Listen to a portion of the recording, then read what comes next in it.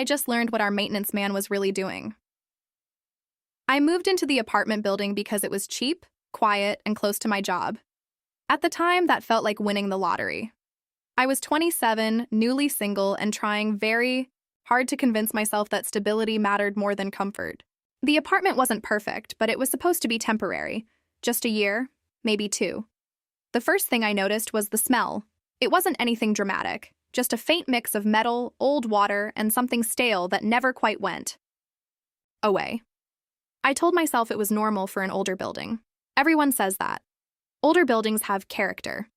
Character apparently smells like damp drywall and rust.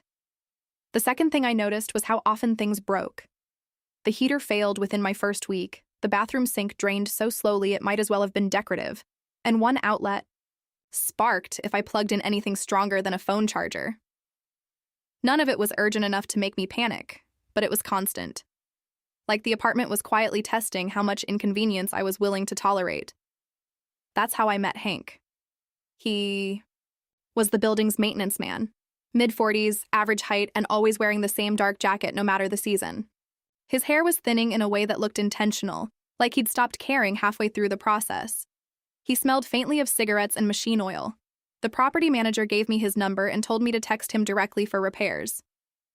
She said it was faster, but she didn't look up from her screen when she said it.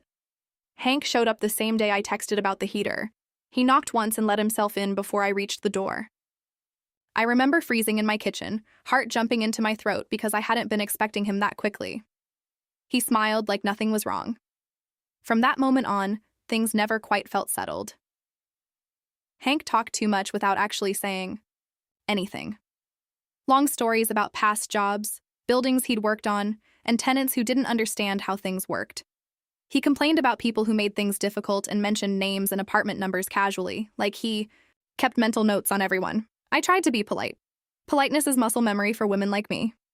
Just smile, nod, and don't give a reason to be remembered for the wrong thing.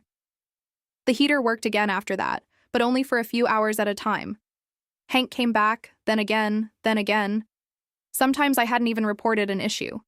He'd knock and say he was doing checks, or that another tenant's problem required him to access my unit. I didn't know enough about buildings to argue. I told myself I was being paranoid and I let him in. That was my first mistake. The second mistake was ignoring the small inconsistencies. Things moved when I hadn't touched them. The bathroom cabinet left slightly open, and the chain on the door swung once when I got home, like it had recently been unlatched. Once, I found a maintenance request marked completed in the online portal for a problem I hadn't reported. I emailed the property manager. She replied 2 days later with a vague explanation about preventive maintenance and closed the ticket. Hank started calling me Maria instead of ma'am. I never told him my name. I work long hours and my schedule changes week to week. I started noticing that Hank always seemed to show up on my days off. Always mid-morning, always unannounced. Once he commented on the fact that I'd slept in. He laughed when he said it, like it was a harmless observation. That night, I checked the lease again. There was a clause about emergency access, but nothing about routine entry without notice. I bought a cheap doorstop and started using it when I was home. It worked exactly once. The next time Hank came by, he knocked harder than usual. When I didn't answer, he unlocked the door and pushed until it jammed against the stopper. The pressure bowed the door inward. I stood on the other side, silent, heart hammering so loudly I was sure he could hear it. After a long moment, he stopped. Later that evening, I found a warning note on my door about obstructing maintenance access. That was the moment I realized something was very wrong. I started documenting everything. I bought a small camera and hid it on a bookshelf, facing the entryway. The footage showed Hank letting himself in while I was at work. He didn't steal anything or touch anything obvious. He just stood there sometimes and looked around. Once, he sat on my couch for nearly 20 minutes. When I brought the footage to the property manager, she sighed like I was giving her extra work. "He has keys," she said. "That's normal." I asked her why he was entering without notice. She said she'd talk to him, but she never did. That night, I couldn't sleep. At 2 a.m., my phone buzzed with a text from Hank. "Just making sure everything's working." "Okay in there." I didn't respond. I started looking for a new place the next morning. I told myself I just needed to last a little longer. I told myself I must be overreacting. Then the bathroom mirror fell off the wall while I was brushing my teeth. When Hank showed up to fix it, he didn't knock. He smiled like he'd been expected. By the time the mirror fell, my nerves were already stretched thin enough to snap. The crash was loud, sharp, and final, like punctuation at the end of a sentence I'd been trying not to read. Glass was everywhere. And the adhesive behind the frame looked old, deliberately loosened. I didn't report it right away. I sat on the edge of the tub and waited, heart racing, because I knew. 23 minutes later, there was a knock. Not a courtesy knock. A single heavy rap followed by the sound of keys. I didn't have time to brace the door. Hank stepped inside like he owned the place. He glanced at the mirror pieces and nodded, as if confirming something he already knew. He worked in silence this time. No rambling stories, no complaints. Just the scrape of tools and the hum of his breathing. The lack of chatter made it worse. It felt intentional, like he was teaching me something. I stood in the kitchen and watched the clock, counting the minutes until he would leave. When he finished, he lingered. He stood in the doorway and looked around the apartment slowly like he was checking off items on a list only he could see. That night, I packed a bag and stayed with a coworker. The next day, I escalated. I called the corporate office listed on the building's website. I emailed them the footage and attached timestamps. I used calm, professional language and asked for an explanation. They replied with a ticket number. Hank stopped texting me after that. Instead, things started breaking more often. The refrigerator failed, the bedroom window jammed shut, and the hallway light outside my unit flickered endlessly, like a strobe that never quite turned off. Each time, Hank appeared within hours. Each time, he logged the repair as tenant-related wear. I noticed new scratches around my door lock. The camera caught him adjusting it one afternoon. I changed the Wi-Fi password and the camera went offline that same day. I bought another one and hid it better. This time, I caught him in my bedroom. He didn't touch anything. He just stood by the closet. Then he did something that made my stomach drop. He looked directly at the camera. The corporate office forwarded my complaints back to the property manager. She called me dramatic and suggested I might be stressed. She reminded me that breaking my lease would be expensive. Hank started showing up with paperwork. Notices about inspections, fire safety checks, vent cleaning, all technically allowed, all scheduled when I was at work. One evening, I got home and found my mattress propped against the wall. Hank had left a note explaining there'd been a leak concern. But there was no leak. I stopped sleeping there entirely. I showered quickly, kept my lights off, and stayed invisible. That's when I learned about the other tenants. I started asking questions quietly. The woman upstairs said her smoke detector was tested weekly. The older man down the hall swore someone rearranged his medicine cabinet. A college student moved out suddenly and wouldn't say why. They all mentioned Hank, but none of them had proof anymore. I filed a police report. Anyway, the officer was kind, but non-committal. Without forced entry or theft, there wasn't much they could do. The next week, my doorstop disappeared. I came home to find the door unlocked. Nothing was missing, but something had been added. A new maintenance notice taped neatly to my fridge, warning me about non-compliance. That night, I finally understood the pattern. Hank wasn't careless, he was methodical. He stayed just inside the rules and just far enough from consequences. He counted on people being tired, isolated, and afraid of causing trouble. I started sleeping in my car. I kept logging everything. I copied files to a flash drive and mailed them to myself. I contacted a tenant advocacy group and learned my rights faster than Hank could adjust his behavior. The final straw came when I received a charge on my account for unauthorized lock alteration. I had never touched the lock, but Hank had. That charge gave me something concrete, something provable. I sent one last email, this time certified, with documentation, timestamps, and the names of other tenants. I laid out all of the facts as best as I could.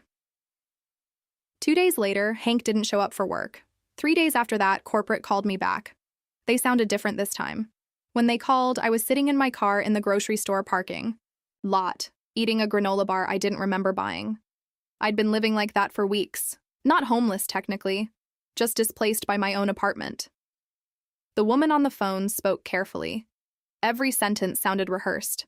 She thanked me for my patience and assured me they were taking my concerns seriously. She told me Hank had been placed on temporary administrative leave while they conducted an internal review. I asked what that meant for my safety. She said they would limit non-essential access to my unit. She didn't say Hank's keys were taken. She didn't say he was banned from the property. She didn't say he was gone. I went back to the apartment that night for the first time in nearly a week. I stood outside my door for a full minute before unlocking it, listening for sounds that didn't belong to an empty unit. Inside, everything looked normal, almost too normal. The air felt stale and heavier than usual. The hallway light outside was finally fixed, no longer flickering. The heater worked continuously, almost aggressively, like it had something to prove. I walked through slowly, taking photos as I went. The couch, the kitchen, the bedroom, the bathroom. Nothing obvious had been disturbed. That should have made me feel better, but it didn't.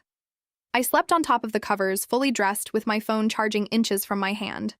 Every noise jolted me awake. At one point, I dreamed the door was opening and woke up already sitting upright. In the morning, there was an email from the property manager. She wrote that Hank's absence meant repairs might be delayed. She asked for my understanding during the transition.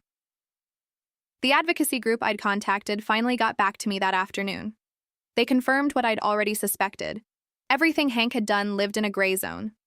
Abusive, invasive, and unethical, but carefully engineered to avoid clear violations. They encouraged me to keep documenting and advised me not to confront him. They encouraged me to prepare for retaliation. I didn't have to wait long. The next day, my water shut off with no notice and no explanation. I called the emergency line. It rang until it disconnected. I emailed corporate, but I got an automated response. By evening, the water came back on along with a new charge on my account labeled Emergency Plumbing Access. The camera footage from that day showed Hank. He was wearing a different jacket, but I recognized the way he moved. He stayed less than 10 minutes. I sent the footage immediately. This time, corporate didn't forward it back to the property manager, they asked, for the original files. I started backing everything up in 3 places. Hank didn't come back the next day. Instead, I got a lease violation notice. It claimed I'd interfered with maintenance operations, installed unauthorized surveillance equipment, and created a hostile environment for staff. I realized then that if I looked unstable, unreasonable, or combative, everything I said after that could be dismissed. Every complaint could be reframed as harassment. Every piece of evidence I sent would be questioned. I stopped responding emotionally and made sure my messages were purely factual. The advocacy group helped me draft a formal response. So did my friend's boyfriend, Hank's namesake, ironically enough, who worked in compliance and read the situation with a tightening jaw. He told me something that made my stomach sink. "Guys like this don't stop unless they're forced," he said. And sometimes not even then. The building grew quieter over the next week. Repairs stalled and trash piled up. Other tenants started complaining. I heard Hank's name whispered in the hallways again. Then one night, the fire alarm went off at 3 a.m. Not just my unit, the whole building. We spilled outside in pajamas and coats. Someone said they smelled smoke while someone else said it happened last month too. Hank wasn't there. The fire department cleared us and left. When I went back inside, my door was slightly ajar, just enough to notice. Inside, taped to my kitchen counter, was another maintenance notice. This one was handwritten. It warned me about false accusations. After the fire alarm incident, things escalated in a way that felt both faster and slower at the same time. Days passed without incident, then suddenly everything would collapse inward again. A sudden charge, a new notice, and a repair that caused more damage than it fixed. Corporate sent a representative to inspect the building. Hank wasn't supposed to be there that day, but he was. I watched from across the street as he spoke to the representative, gesturing casually and laughing like this was all a misunderstanding. Like I was a difficult tenant making his job harder. I recorded from my phone, hands shaking. That night, the representative emailed me. She said they found no conclusive evidence of policy violations. She said they were closing the review and she suggested mediation. Something inside me went cold. This wasn't about a misunderstanding anymore. It was about attrition. They were waiting for me to run out of energy, money, or nerve. I decided to leave. Not because I lost, but because staying meant letting Hank control the terms. I gave my notice, ate the penalty, and found a small studio across town that cost more, but came with a real security desk and a keycard entry. I started moving my things slowly, but Hank noticed.